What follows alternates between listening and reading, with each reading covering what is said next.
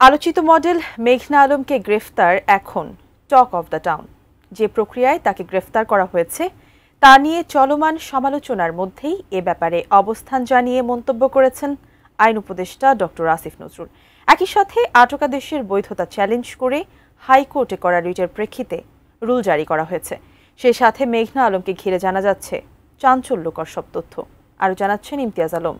তারা যে কারণে এসেছে সেটা হচ্ছে আমাকে একটা বিপদে ফেলা। আমি জানি না, হাতে বন্দুক আছে তাদের, বাইরে পরিচয় দিচ্ছে হচ্ছে পুলিশ, কিন্তু আমি বললাম যে আমি নিজে ঢাকা থানায় এসে কথা বলবো। মিস আর্থ বাংলাদেশ বিজয়ী মডেল মেঘনা আলমকে গত বুধবার ঢাকায় তার বাসা থেকে আটক করে পুলিশ। আটকের দুদিন পর আদালতের মাধ্যমে তাকে কারাগারে পাঠানো হয়। তার বিরুদ্ধে বিশেষ ক্ষমতা আইনে ৩০ দিনের আটকাদেশ দেন আদালত।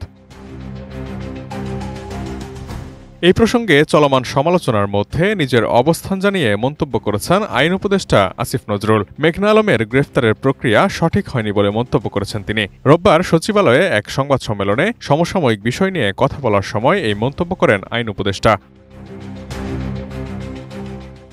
আইন উপদেষ্টা আসিফ নজরুল মেঘনা আলমের গ্রেফতারের বিষয়ে বলেন, বিশেষ ক্ষমতা আইনে যে প্রক্রিয়ায় গ্রেফতার করা হয়েছে সেটি সঠিক হয়নি। ওনার যদি কোনো অপরাধ থাকে সেই অপরাধের পরিপ্রেক্ষিতে যথাযথভাবে স্বরাষ্ট্র মন্ত্রণালয় ব্যবস্থা গ্রহণ করবে। তবে তার ব্যাপারে এখন কি করণীয় আছে সে বিষয়ে অচিরেই স্বরাষ্ট্র মন্ত্রণালয় উপযুক্ত ব্যবস্থা গ্রহণ করবে বলেও জানান তিনি।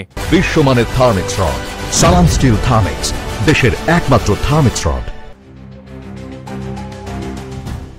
মেঘনা আলমের ঘটনার পেছনে জানা গেছে এক বিস্ময়কর সম্পর্কের জট। জানা যায় ৮ মাস আগে সৌদি আরবের সদ্যবিদায়ী রাষ্ট্রদূত ইসা বিন ইউসুফ আল দুহাইলানের সঙ্গে মডেল ও উদ্যোক্তা মেঘনা আলমের পরিচয় হয়। মেঘনার পরিবারের দাবি, পরিচয়ের মাত্র ৪ মাস পর গত ডিসেম্বরে গোপনে বাগদানও সারেন তারা। তবে এই দাবির পক্ষে কোনো প্রমাণ দেখাতে পারেননি মেঘনার পরিবার।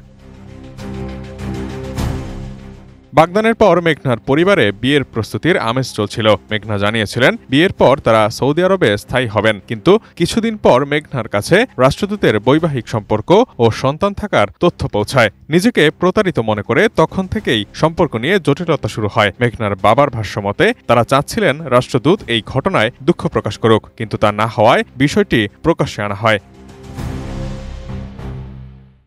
এদিকে মেঘনাকে গ্রেফতারের পর গত শুক্রবার বিকেলে মেঘনার পরিচিত ব্যবসায়ী মোহাম্মদ দেওয়ান সমীরকে গ্রেফতার করা হয়। দেওয়ান সমীর কাওয়াই গ্রুপের নির্বাহী হিসেবে কর্মরত আছেন। সমীর সৌদি আরবের সদ্যবিদায়ী রাষ্ট্রদূতের কাছে $5 মিলিয়ন দাবি করেছিলেন। আদালতে দেয়া পুলিশের প্রতিবেদনে এই তথ্য উল্লেখ করা হয়েছে।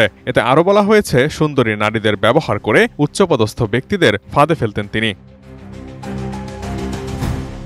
এদিকে মেঘনা আলমের আটকাদেশের বৈধতা চ্যালেঞ্জ করে রিট দায়ের করা হয়েছে। রোববার হাইকোর্টের সংশ্লিষ্ট শাখায় মেঘনা আলমের বাবার পক্ষে এই রিট দায়ের করেন ব্যারিস্টার সারা হোসেন। রিটের শুনানিতে বিশেষ ক্ষমতা আইনে মেঘনা আলমের আটকাদেশ কেন অবৈধ ঘোষণা করা হবে না তা জানতে চেয়ে রুল জারি করেছেন আদালত। আগামী 2 সপ্তাহের মধ্যে এই রুলের জবাব দিতে বলেছেন আদালত। প্রসঙ্গত, মেঘনা আলমকে আটকের দিনই দায়িত্ব শেষ করে ঢাকা ছেড়েছেন সাবেক সৌদি রাষ্ট্রদূত ইসা বিন ইউসুফ আল দুহাইলান।